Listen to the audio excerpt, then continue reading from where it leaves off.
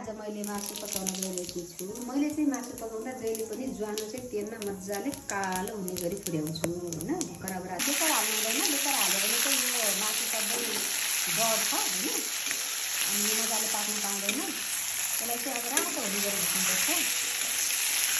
त मेरो मासु चाहिँ रातो भइसकेको छ होइन। अब यसमा मैले बेसार हाल्छु, अनि बेसारपछि मैले यसमा नुन आवश्यकता अनुसार हालिसकेको छु। अब बेसार हाल्छु है, अनि अब यो बेसार यसरी हालेपछि यसलाई यसरी चलाउँछु। अनि त्यसपछि मैले यसमा चाहिँ प्याज र टमाटर हाल्छु। प्याज र टमाटर यसरी हालिसकेपछि यसलाई एकदम राम्रोसँग चलाउँछु है।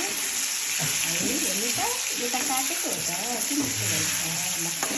अब यो मसला र यो टमाटर र प्याज राम्रोसँग पाकिसकेपछि मैले यसलाई फेरि पिनेको मसला हाल्नेछु त्यस्तो ल।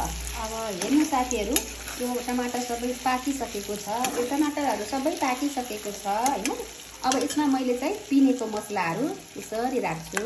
मेरो पकाउने स्टाइल चाहिँ अलिकति फरक छ साथीहरू, त्यही भएर म तपाईँहरूलाई चाहिँ यो स्टाइल सेयर गर्न आएकी हुँ। अब म तपाईँलाई यो मसला एकछिन 5 मिनट फेरि म यो मसलालाई पकाउँछु, अनि त्यसपछि रेडी भइसकेपछि हजुरहरूलाई देखाउँछु है त। हेर्नु यो मासु चाहिँ एकदमै खाने अवस्थामा पुगिसकेको छ। अब मैले यसमा माथिबाट धनियाँ यसरी काटेर हाल्नुभन्दा यसरी चिमुटेर हाल्यो भने धनियाँको टेस्ट एकदम राम्रो आउँछ कि साथीहरू। त्यही भएर मैले यो धनियाँ चाहिँ कहिले पनि काटेर हाल्दिनँ, जहिले पनि यस्तै आफ्नो हातले चाहिँ यसलाई चिमाटेर हाल्छु, अनि धनियाँको स्वाद पनि मजाको आउँछ। हस् धन्यवाद।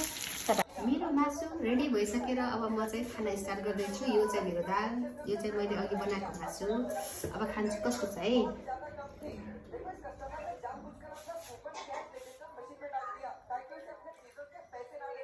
अब म खाँदैछु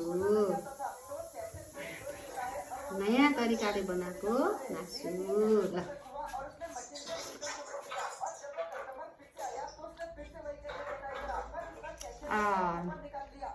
मिठो छ, थ्याङ्क यू।